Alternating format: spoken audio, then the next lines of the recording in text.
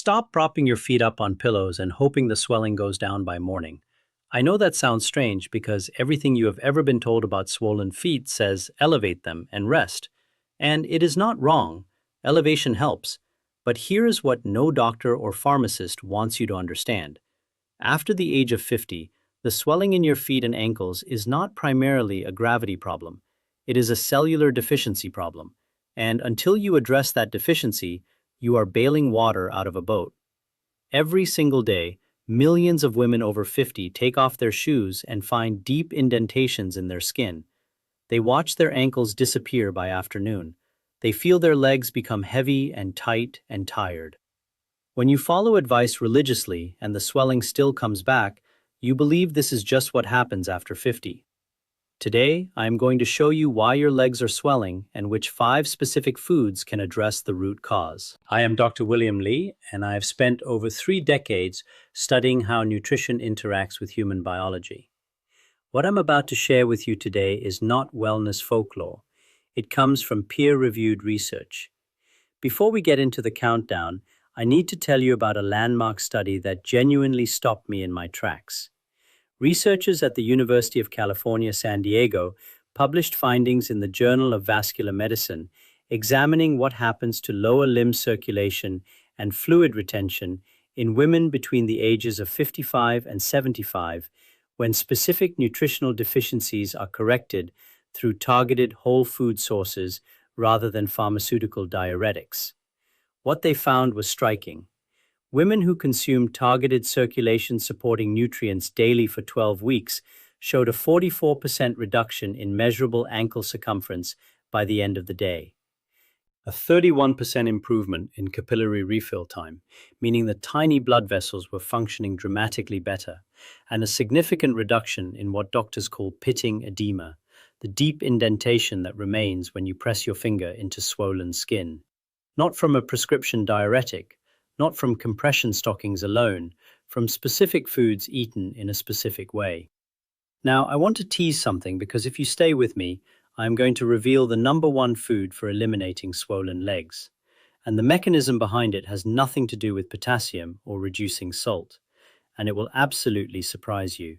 In fact, when I first read the study, I had to read it twice because I did not believe the mechanism was possible through food. Stay with me. That final one is worth every minute of your time.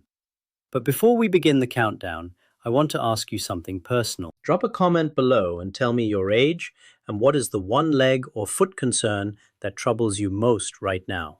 Is it the swelling that makes your shoes tight? The heaviness that feels like wading through water? The indentations from your socks? Or the aching that starts in your calves? I read every single comment on this channel.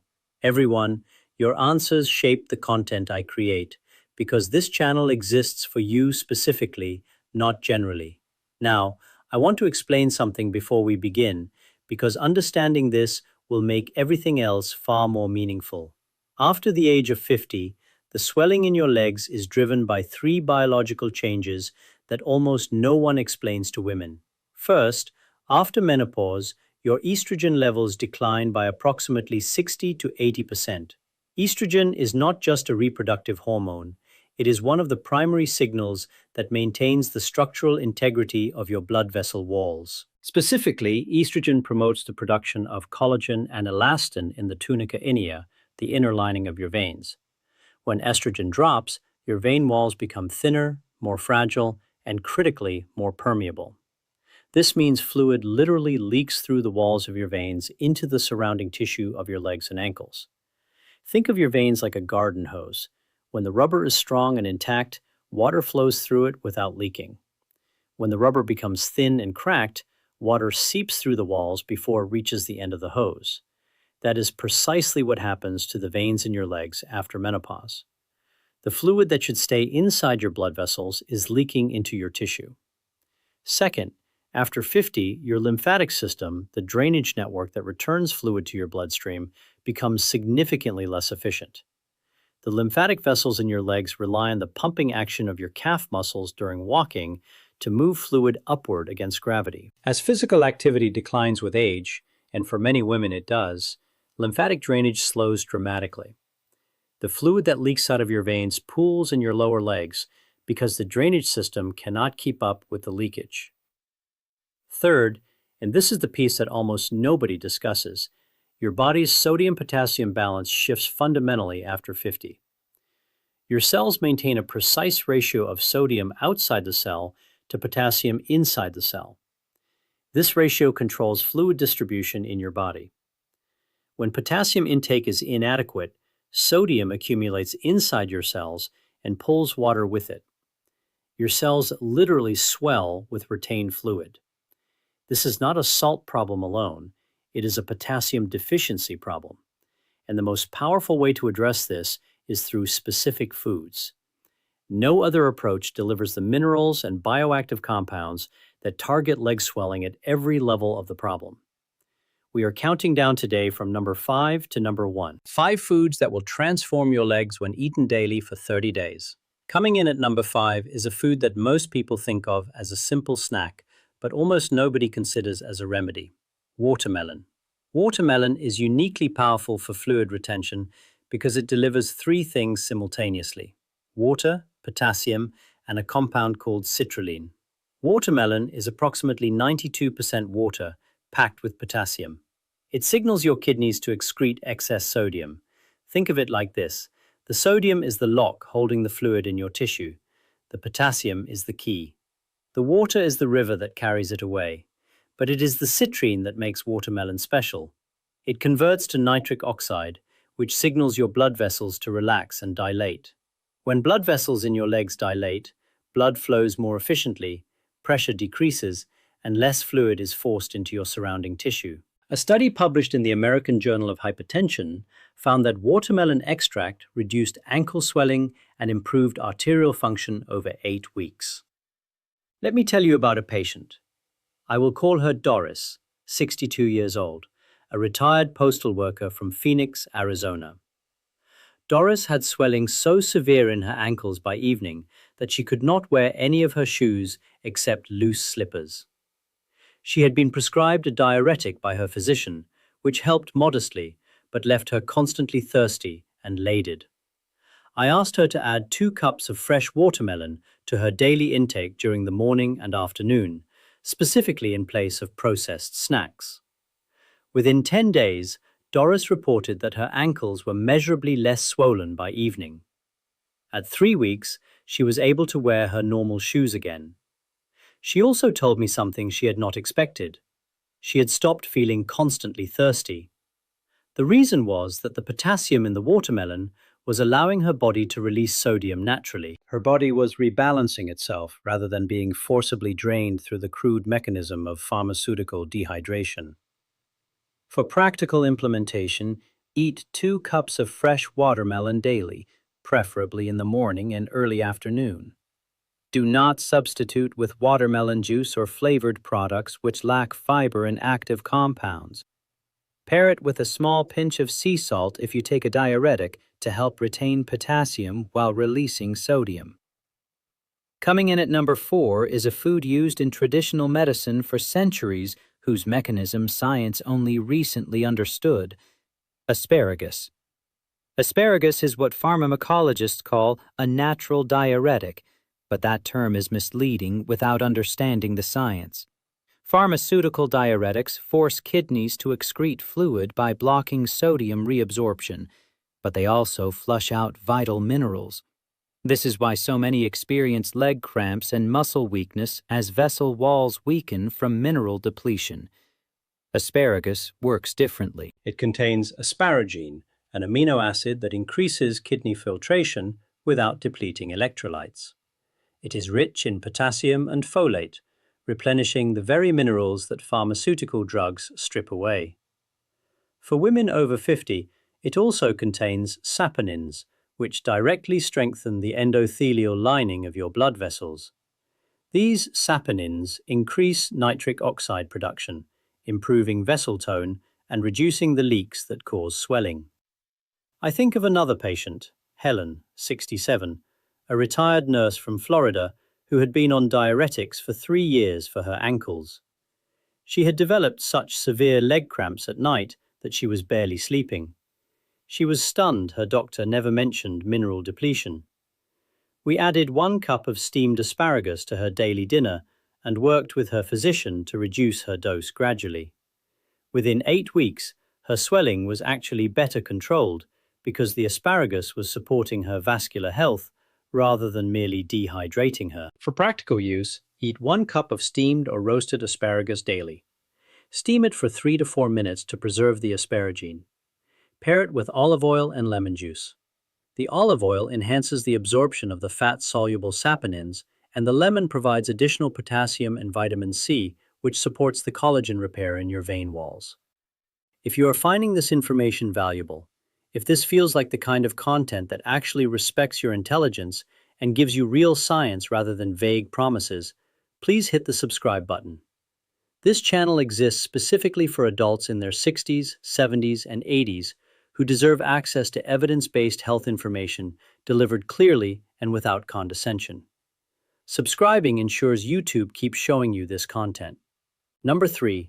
This one surprises almost everyone because most people think of this purely as a soothing drink and have no idea what it does for fluid retention at the cellular level. Number 3 is dandelion tea.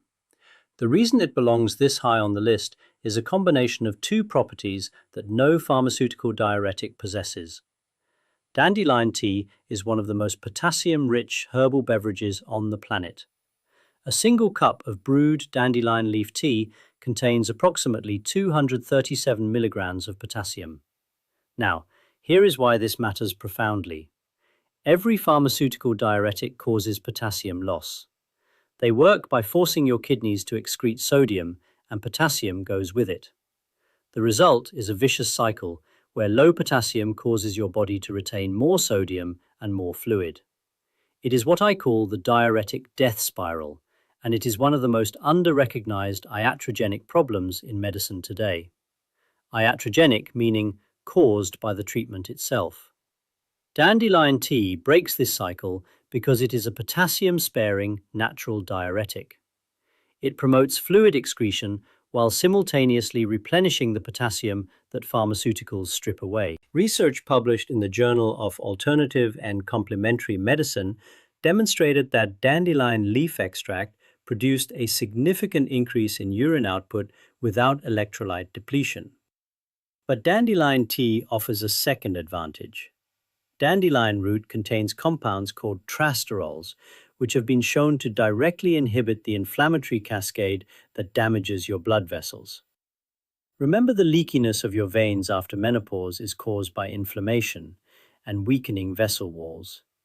Trasterols help repair that damage by reducing signals that make veins permeable.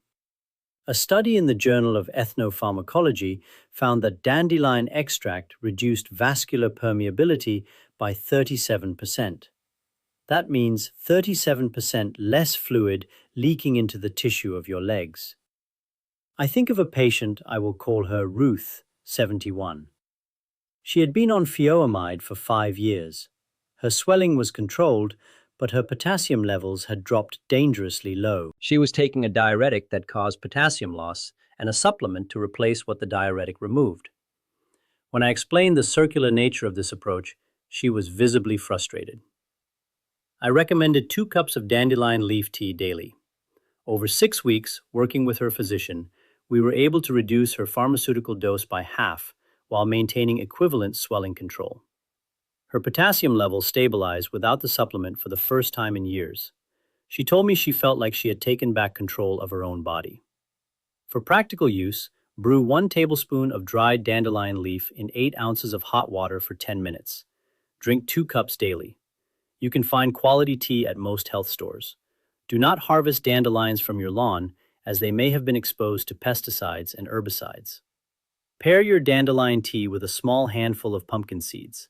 Pumpkin seeds are a rich source of magnesium, which is required to keep potassium inside your cells where it belongs. Think of magnesium as the door that keeps potassium from walking out.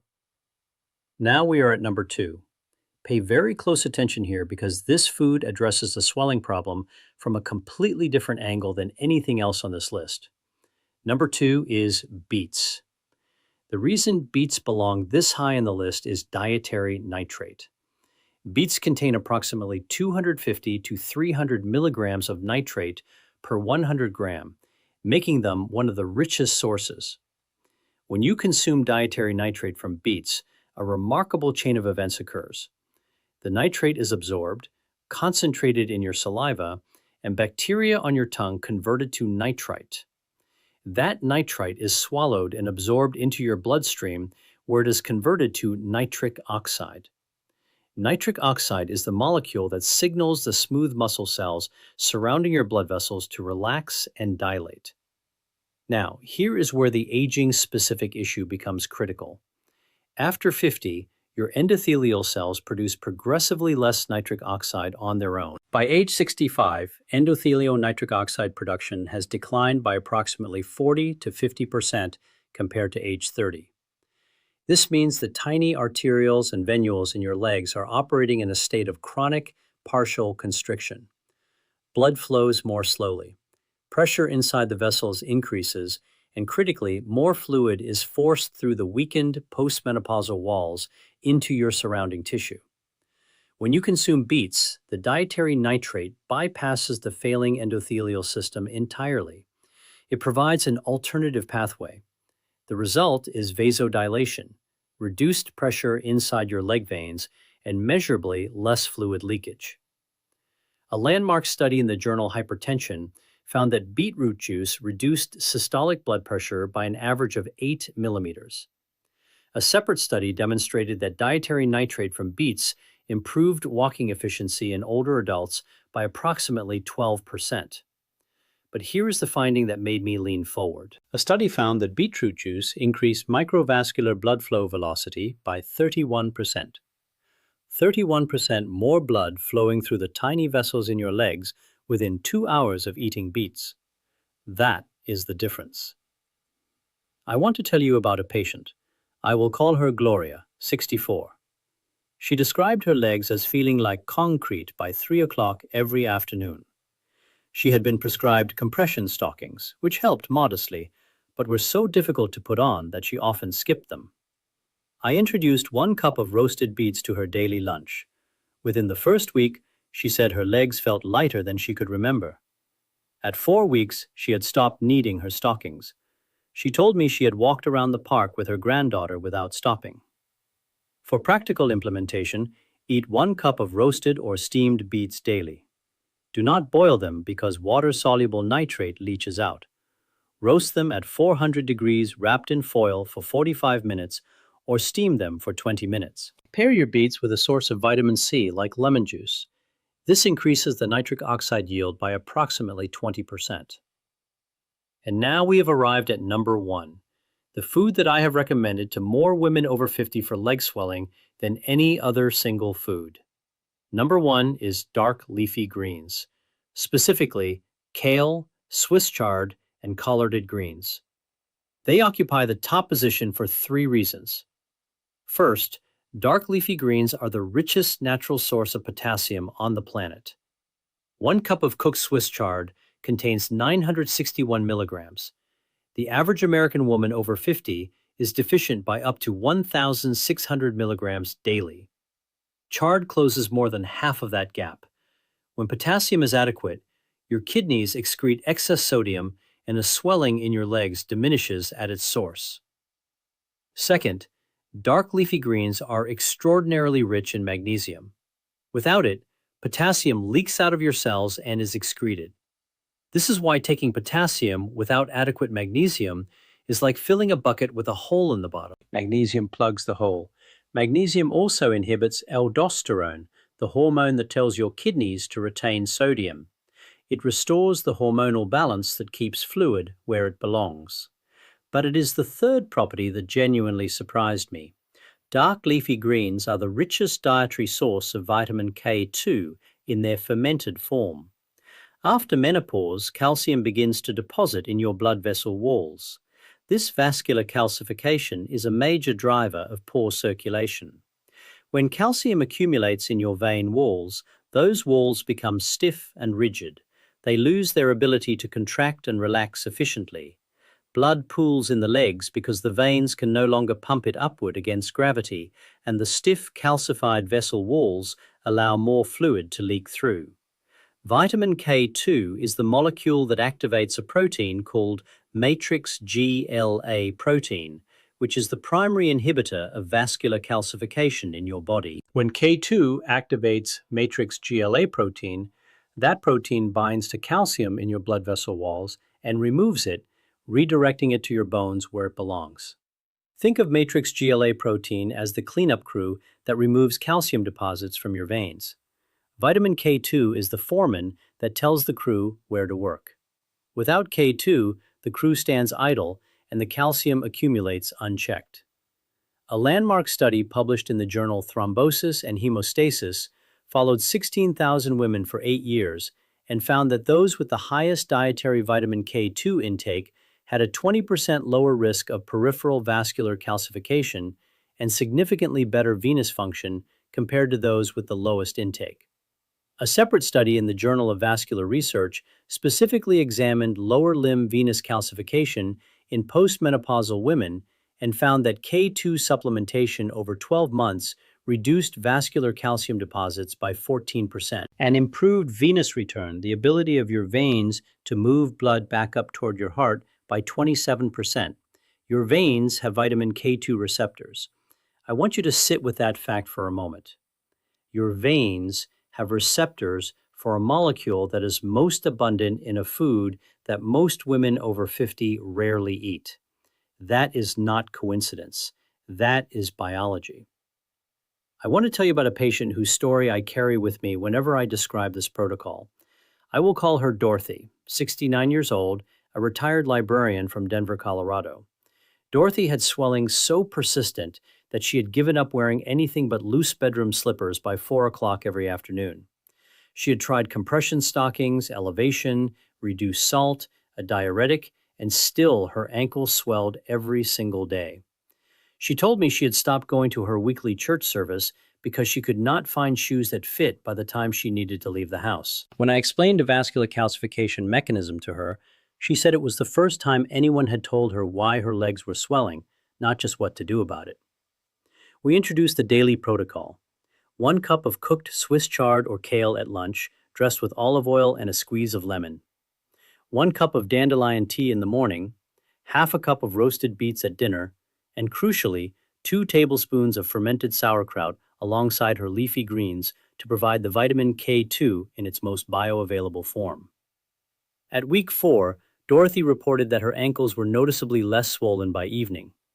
At week 8, she wore her regular shoes to church for the first time in over a year. At week 12, she told me she had walked through the entire farmer's market without sitting down once. She said it was the first time in 5 years she had felt like her legs belonged to her. That is what this protocol is about. Not perfection, freedom. The freedom to wear the shoes you want, to walk without heaviness, to live in your body without it feeling like a prison. Now, I want to give you the 30-day protocol because I know many of you are thinking, can I really eat all of these foods every day? The answer is yes, and the approach is straightforward. Weeks 1 and 2 introduce 1 cup of dandelion tea each morning and 1 cup of watermelon with your breakfast. This establishes the potassium foundation and begins the natural diuretic process.